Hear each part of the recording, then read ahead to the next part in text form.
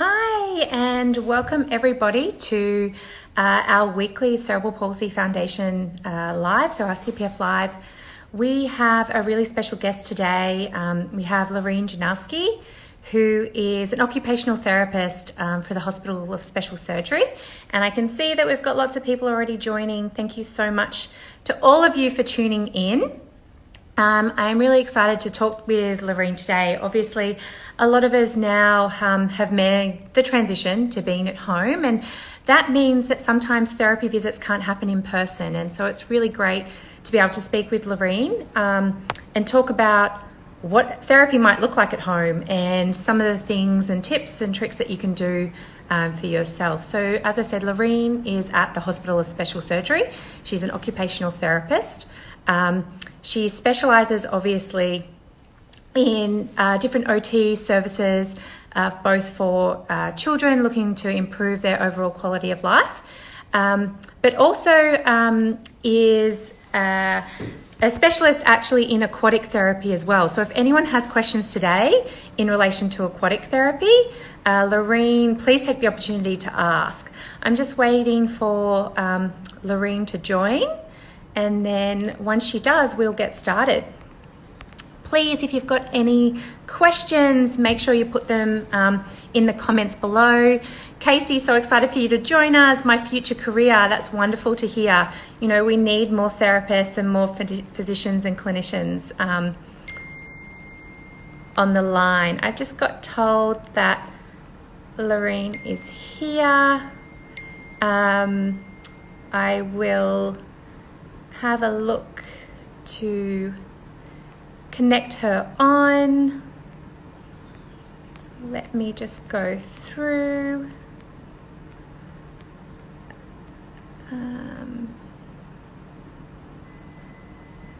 Let me see. Lorene, if you can hear me, if you would be able to just request to join the live, that would be wonderful. Mary, thank you for joining us. Well, I'm so excited too. And Casey, great to hear that that's why you're passionate about these different things. But as I said, please, everyone, make sure you join in below. A question already. So will you be posting any ideas in the highlights or in your feed? Yes, we will. We're really trying to hope to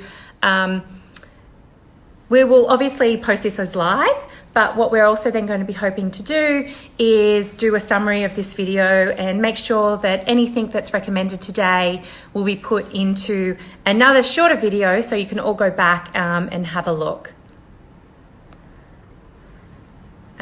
Just waiting to see.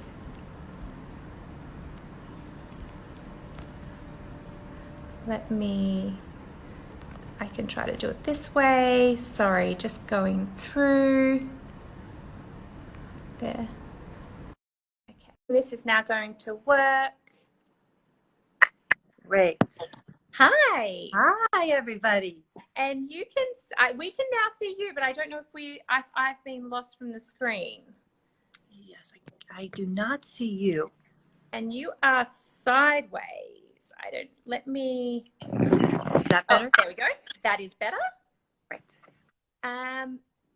We're going to get started because people don't really need to see me anyway. I'm not the exciting one that people need to talk to and have a look. It could just be the connection. So hopefully that will actually come good in a little bit. I'm just going to see if I can make it work.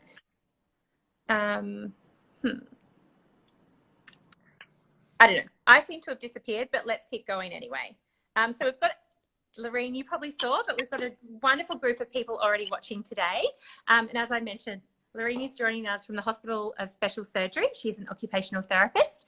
And I'm just really excited. Do you want to give a little bit of a history of you, of yourself and sort of your background? Sure. So I work here at the Hospital for Special Surgery. I've been here for 12 years, and we have a wonderful physical therapy, occupational therapy, and speech therapy department in the pediatric rehab. We also have several doctors that we work with who specialize in working with children with cerebral palsy. And it's just, we really have such a wealth of information and would love to share that with you and offer our resources to people out there. And also just to know what we can do to help make things more of a positive experience and to help to enrich your life. Can you, just for those that are listening who may be not sure what occupational therapists do, obviously, just for everybody listening as well, my background is I'm a physical therapist. And, I think there's a sort of a good way to split it is that physical therapists sometimes look at the lower limbs and the legs, and occupational therapists look at the hands and the arms.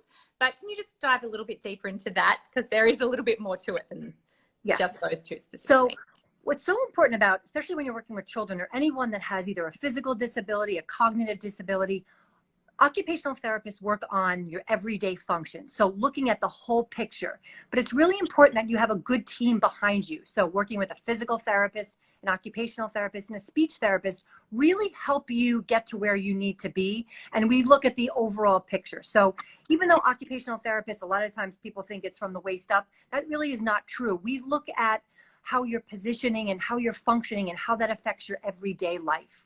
So it's looking at the entire picture to make you to lead your best practical life.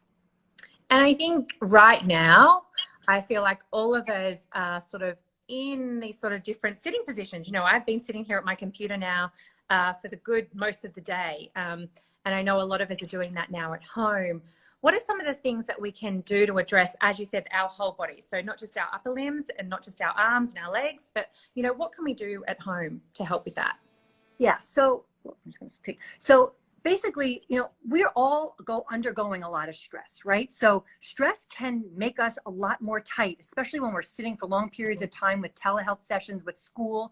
So we want to move as much as possible, but we want to do it safely in the safety of your own home or the caregivers that work with you.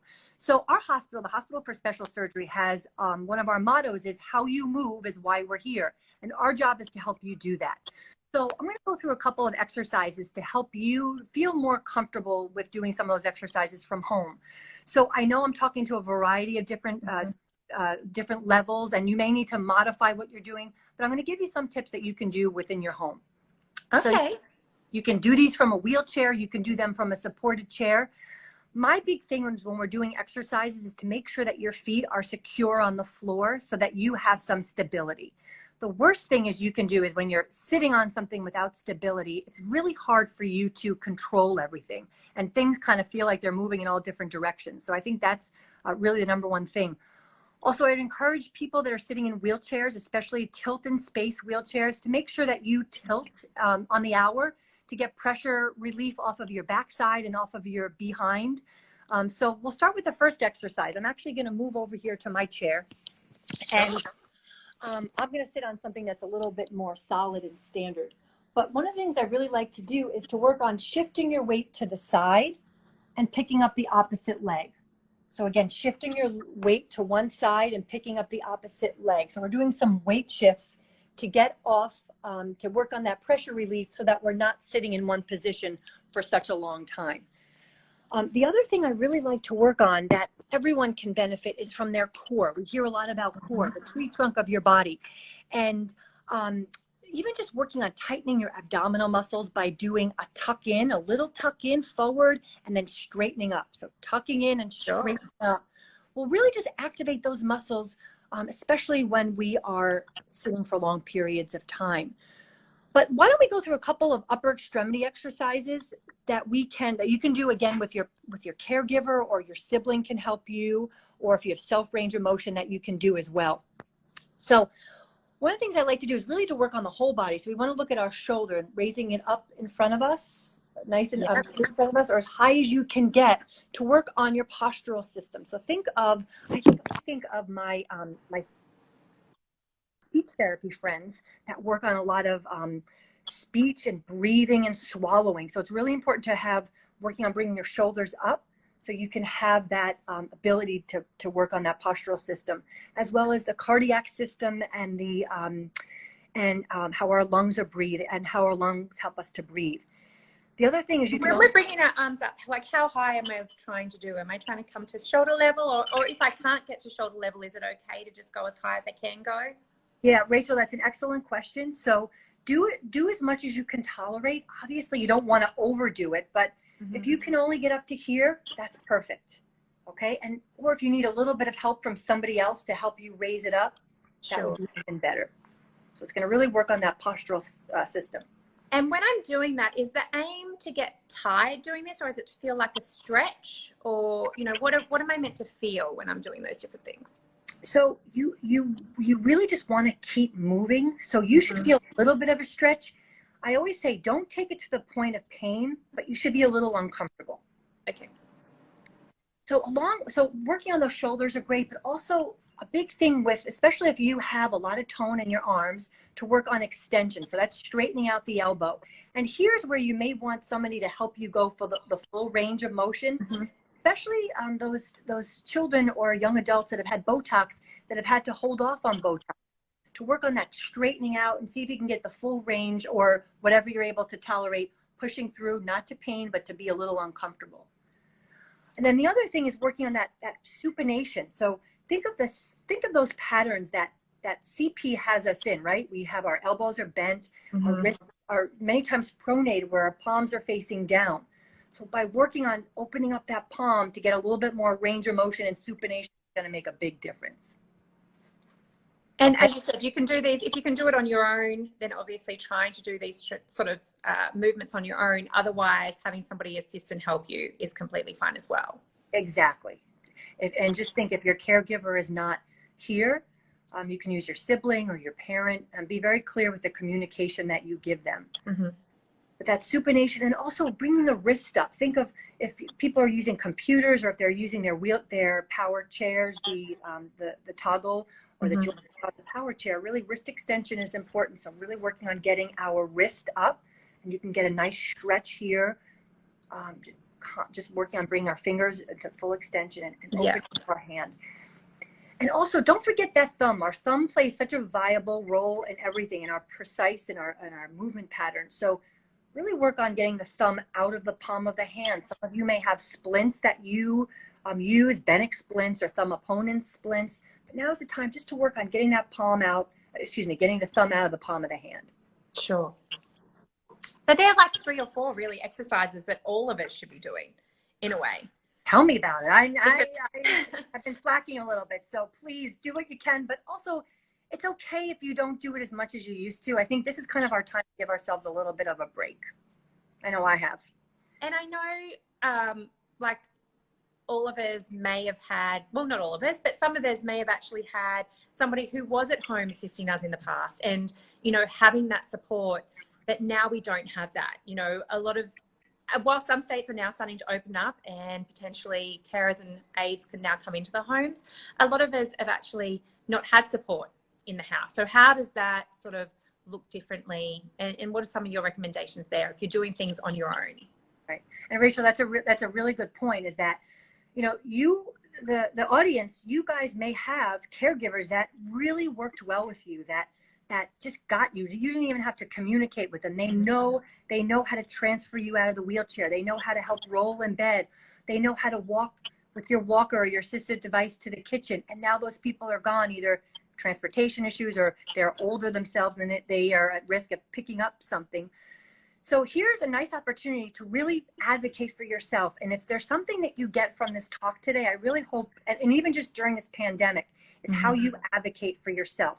So being clear with your communication. So you may have to speak to your mom or dad a little differently than you had before, or any of your parents, or even your siblings. They may have to step up to the plate and help you transfer, do some of the things that you were doing before. But be clear with your communication, be direct. I think, sometimes, especially when everybody's under a lot of stress, you can say things that you don't mean. I know I've done that. Yeah. But so just being direct and knowing that everybody is under a lot of pressure right now. So doing the best that you can. And and I think advocating. that goes to all the parents, who are listening right now as well. Even with young children, the demands that are being put on you have increased during this time. There's so many different people that are juggling work, school, and then just sort of life. And I think that's such a nice point to say, you can give yourself a moment, you can give yourself a break. Totally. And one of the things that I've learned during this is also, I find that the most successful people and sometimes the happiest people are the ones that can adapt, right? So it's being flexible, it's being adapting. And that's really what my profession as an occupational therapist is, how we adapt and how we advocate for ourselves, but how we have to maybe do things a little bit differently, right? That's the story of our life. Sometimes we don't do them exactly as our friends do. We get them done just a little bit in a different way. That brings a really good point that someone sent in a question earlier, and it was wanting ways to how they could be creative using everyday items in their home. Because you're not going to the hospital to therapy sessions and, you don't have a kit, an OT kit at home. What are some of the ways that people can get creative?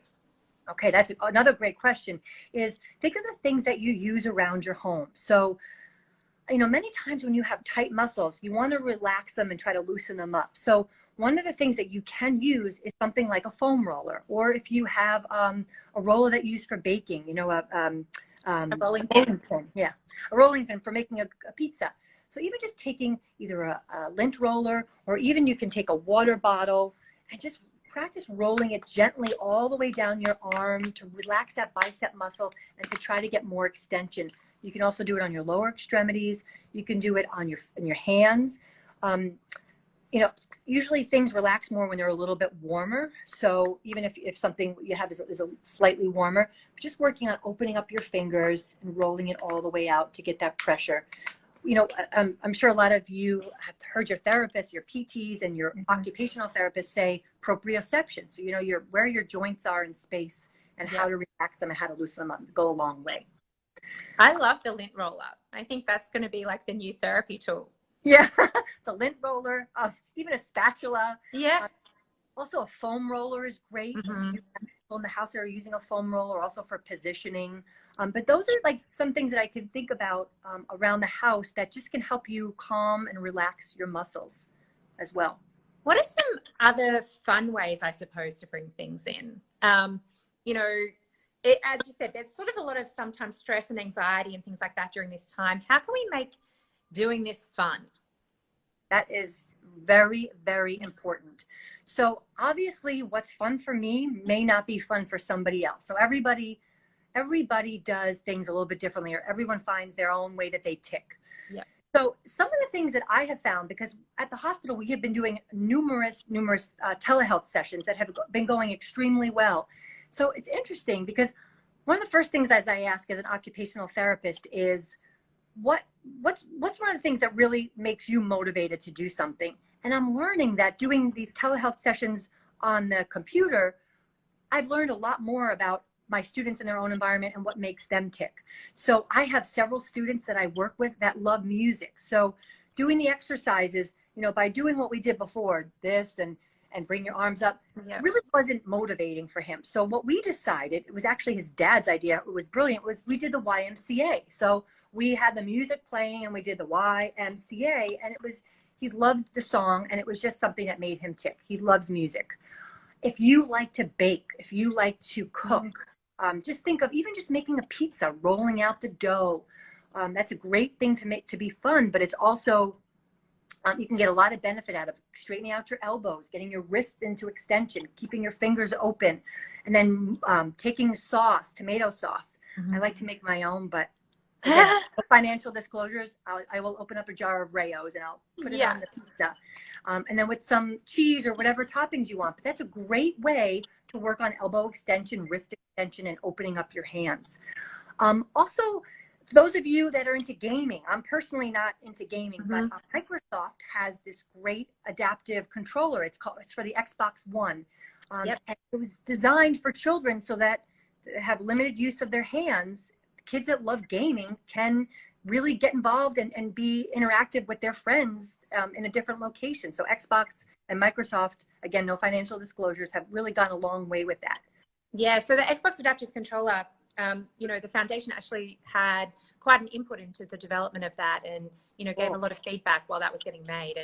And yeah, absolutely. You guys, For anybody who wants more information on that, we've got lots of different resources around the Xbox Adaptive Controller. It's great. Great. The other thing also is with a crafts idea, there is a website called PS I Made This for different crafts. Okay. Also, singing is great to work on your abdominal muscle. Our speech therapists love when our kids are singing because it works on a variety of different interests, as well as some of the areas that they're working on specifically with their speech therapist. Gardening is great, especially to work on our sensory motor skills, to get our hands wet and dirty, and also, you know, you're making something that has a lot of impact into our society. You know, you're working on building something, and then other things like listening to books, audible books, or some things that can be important or what's fun for certain people. Yeah, I think that's great. You know, and I think this is where occupational therapy, as you said, really is all encompassing. You know, it's not just about doing specific exercises and movements. It's thinking about yourself as this whole body, and, you know, what do you need to relax or to feel stimulated or to do those things that you enjoy. Totally. And like I said, for everybody, it's different. Again, our hospital, the Hospital for Special Surgery, has one of our mottos is how we're here for how the world helps you get back into the game. Mm-hmm. So everyone's game is different, and how we help you get back into your game can be your game of life. So again, that's why we are here to help you with that. I love that. So then another sort of question for you, if we're sort of looking at, you know, performing, you know, activities of daily life, we all have to do it. It's part of all those different things as far as getting up, getting dressed, going to the bathroom, having a shower. What can sort of are some tips that can potentially make people less tired? You know, that can be really exhausting to get those different pieces done each day. Do you have any tips for people on thinking about those different activities? Yes. So like I said before, you know, this, especially the children on this audience, or the young adults and the younger children, everyone's is a little bit different. So it's really great to have this conversation with your individual therapist. But some of the strategies that I can help you with is even something as simple as taking a shower in the evening as opposed to the morning, so it doesn't exhaust your day, or getting dressed, laying down in your bed with side rolling or log rolling to help get on your pants. Or is it easier by putting your pants on in a wheelchair by tilting back the wheelchair way? So really, it's really kind of adapting and problem solving. And again, like we spoke about before, is adapting. What's easier for you? And obviously that's going to change when you change. As you get older, as your body gets bigger, it's going to change. But I love, there is a website called performancehealth.com. Again, I do not have any financial disclosures to the company, but I love the website because I think it's really easy to use. And I'm actually just going to walk you through even how to get onto it. So it's www.performancehealth.com. And if you go to shop, which is at the top, and you go to home care or daily needs, there are so many varieties of different things that you may not even know exist. I mean, as a therapist, I thought I knew a lot of products out there, but when I scroll on it, I said, you know, this might be good for my friend that needs help with dressing. Sure. Or this might be good for bathing. And what we'll do is after this is we'll make sure any of the resources that Lorene's recommending we'll have in a separate post as well, so people can go and click on it directly. Yeah. And also the other thing I like about that website is if you're besides the description, if you're unsure how to use it, there is a chat box that you can ask a question to the company for. And I went through the website and I just picked out a couple of things that I thought were very helpful to see just for people out there. Like, so for example, helping you feed yourself. So something that has a little bit a thicker handle. So for easy, for self-feeding. If you have a tremor or a little bit of a, you have some extra movement patterns, something weighted may be helpful, but also something like a long-handled brush or comb to make easier combing your hair. Yeah. As well as even a button hook. If doing small manipulatives are hard, a button hook is a nice modality to use. As well as, this is the last thing, I love this, and I use this for a lot of different things. It's called Dysum. Okay. You know, it prevents things from sliding. So sometimes it's even great for transfers, putting that on the floor so your feet are on the floor, or putting things on there like your plate when you're feeding yourself so it doesn't slide away.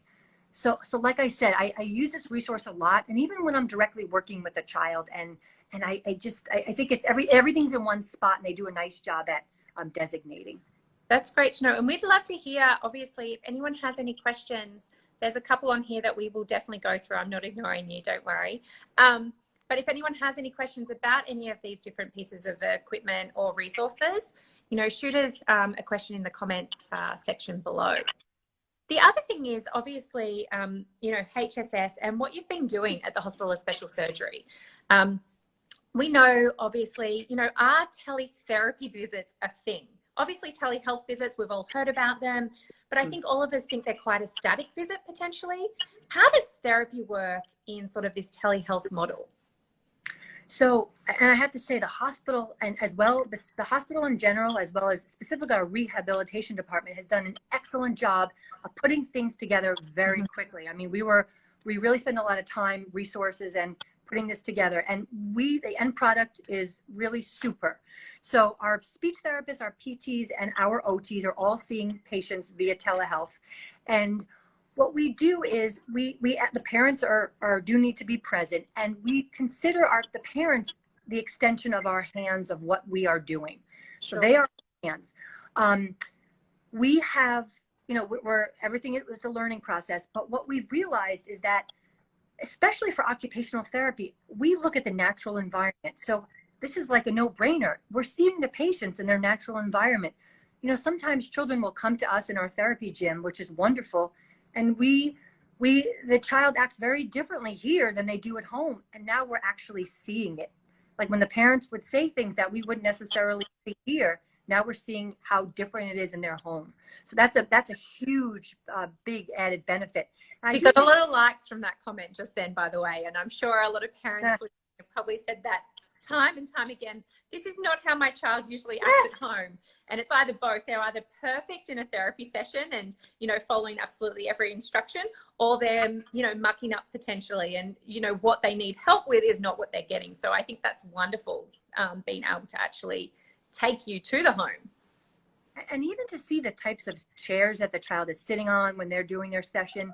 And even just some of the goals are, obviously when we went to telehealth, we had to adjust our goals because it was a different environment. So a lot of our goals, I got a lot of typing goals. I want to be able to type quicker for my online sessions. Or a dad said to me, I want to be able to have the child play video games with me. Or I want the child to be more independent with self-care in the morning so they can get ready without so much help because I'm really busy with my online job. Yeah. So it's been very eye-opening. So, but it's been going well. That actually brings up a wonderful point about goal setting. I think all of us sometimes when we're thinking about setting goals, what are your best tips about how to set goals? So the number one thing for setting goals is to get a patient's input, right? So if you really need, what's important to me may not be important to a child or whoever, the person that I'm working with. So get the input from the child. Then after you get the input from the person you're directly working with, then ask the family, what are some things that are important to you to work on? But it has to be meaningful. If somebody set a goal for me to be able to be the best mathematician, that's not something that makes me tick. So I wouldn't work toward that goal. But if somebody said to me, I really would like you to be able to be independent with getting dressed, getting on time for school, that would be meaningful so that I could spend more time with my friends. So always ask the child. And then you have to modify. Sometimes when you do an evaluation for the first time, and I'm sure the therapists are out there, that we may have undershot or we may have overshot. So we can always update. I think that's coming back to, and I'm sure a few people on here have heard this before, that just right challenge. So what does that look like? And, trying to find that goal that is achievable, but also not too easy that it's sort of done quite quickly. There you go, Casey. No, you can. It doesn't matter your pace. Love that. Yes, so true. And like I said before, you might have to do things differently, right? But it's okay. You'll get there with some modifications, but you'll get there if it's important to you. And just for any other resources, are there any other sort of specific resources, say that the Hospital of Special Surgery has made, or any other things that you're aware that's out there? Yeah, so what we did during this pandemic is we pushed things together. And if you go to our main website, so it's www.hss.edu, if you look at the very bottom of the page, there is something that says Feel Better from Home. So it's in a box. There's 3 boxes across. It's in a box, Feel Better from Home. And I love this saying. It's actually like a four things to really focus on. It's stay strong, work smart, live well, and stay safe. So if you go under each of those items, it gives you specific activities. And there are some videos from physicians, from therapists, or some takeaway home messages from a nutritionist. We have a great thing in there on posture. So working with children and posture. So that's a nice resource. That was done by one of our occupational therapists, our pediatric occupational therapists here. The hospital also put together, our pediatric department put together a list of resources. And again, it really covers a variety of different ages, but we put together a list of resources on what you can do for home activities. Mm-hmm. So, and even how to structure for parents, how to work with their children, just simple things that you can say that go a long way, especially for communication. So we'll put that on at the end to have the link as well. And for the older children out there, there are things in there of resources. So for example, there's a Scholastic link. You can go to read aloud Scholastic books. The New York Public Library, I know this call is going, this is throughout the country, but here in New York City, the New York Public Library, and I'm sure many libraries, you can do e-readers or library readers that you can do online. Which is a free resource from libraries, and really utilize that. They have a nice selection. Yeah, I would encourage that as well. There are so many free resources that are getting developed right now. Yes. So please, look at them. The foundation itself, we also have an incredible free resource called CP Channel. It's an app-based platform that pretty much has all these expert videos. So we've got over 150 physicians on lots of different topics, and they're sort of 90 seconds, 60 seconds each. So they're quick and easy. So if you get a chance, download CP Channel as well. And it's available on iOS as well as Google Play. Mm-hmm. Because, these are free. And that's the wonderful thing, is that there's a lot of different pieces out there that you can utilize and you can use. So we've got another question. So what age do you get the child to be part of goal setting? So excellent question. And again, it varies, right? So if a child is able to communicate with me what they want, I ask them that. And if they're too young, or from a cognitive standpoint, they're not able to articulate that, I would obviously use a communication device so that they can give that to me. But I start off with the parents. What does your child like to do at home?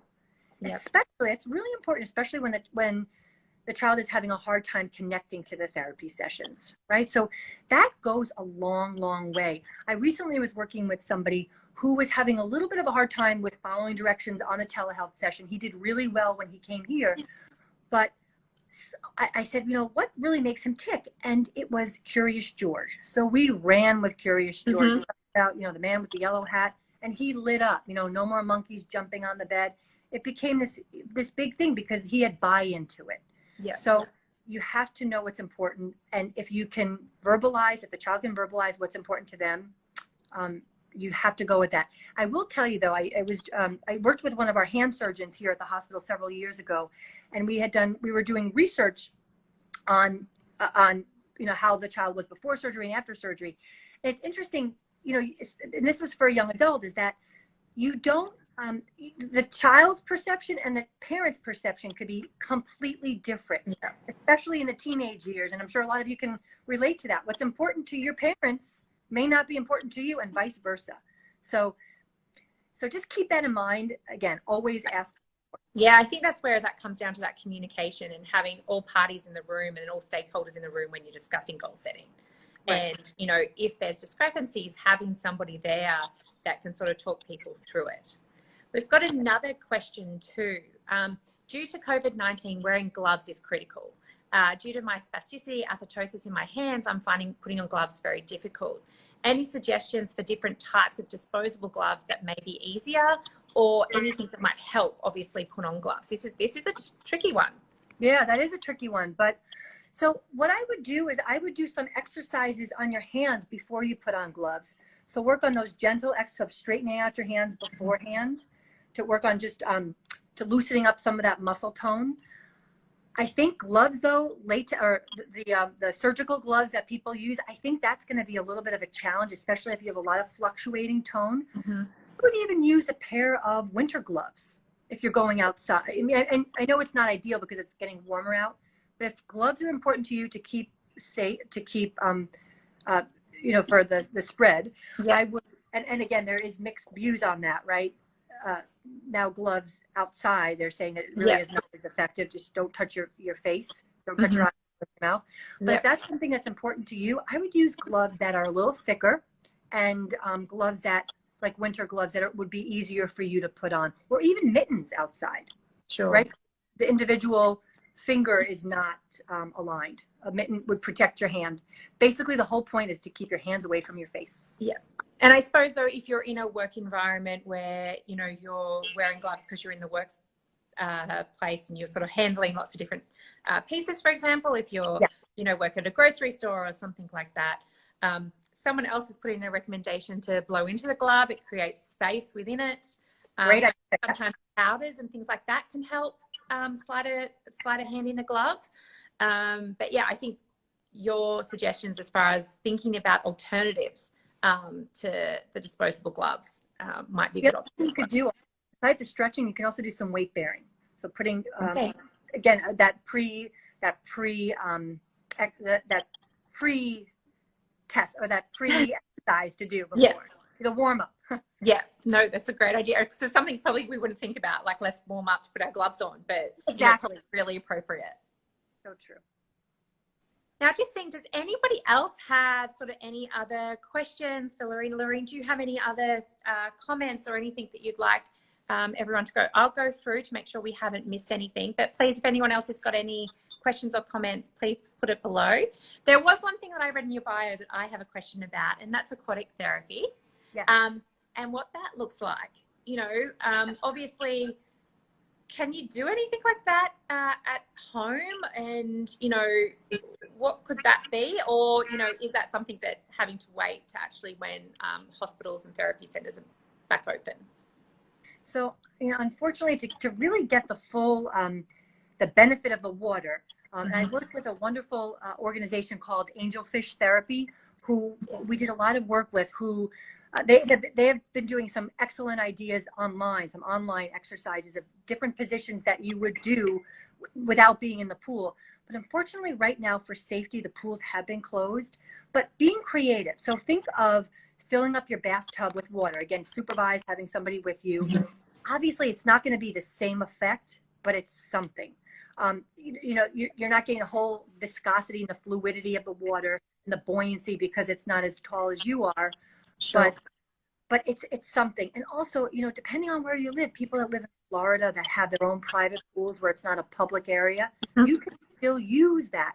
Or if you have a tub that's deep, like a jacuzzi tub, it all depends on your height. But that's really the best thing that we can do now. But aquatic therapy, once things get up and running and we manage this pandemic, the aquatic therapy is a wonderful, wonderful resource, and I highly encourage all of you to do it in an adjunct to your land-based therapy.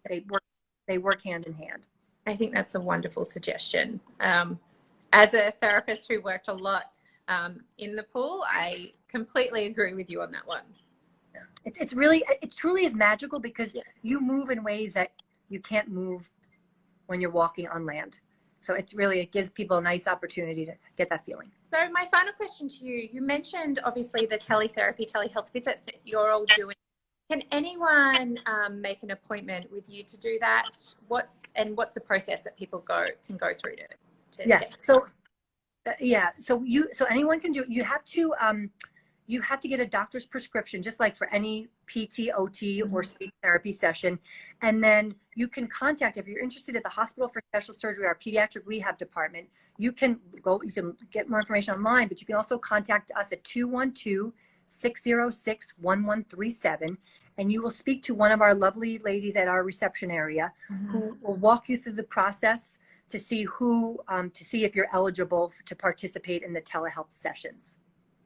Wonderful. And so we will, as we said, everything that's been spoken about today, resources, recommendations, and then obviously how to contact Lorene at HSS, we will make sure is in the comments section when we put this live.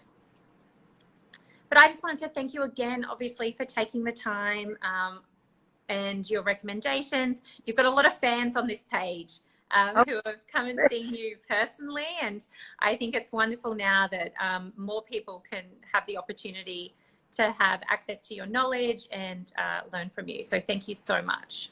Yes. And I just wanted to just say one last thing is Sure.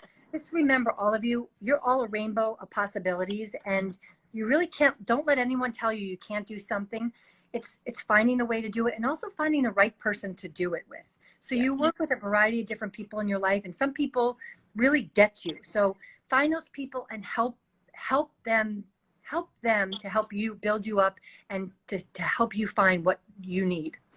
So that's wonderful advice. I think all of us can do that in every aspect of our lives. So thank you again. And, you know, please, everybody, stay well, stay safe.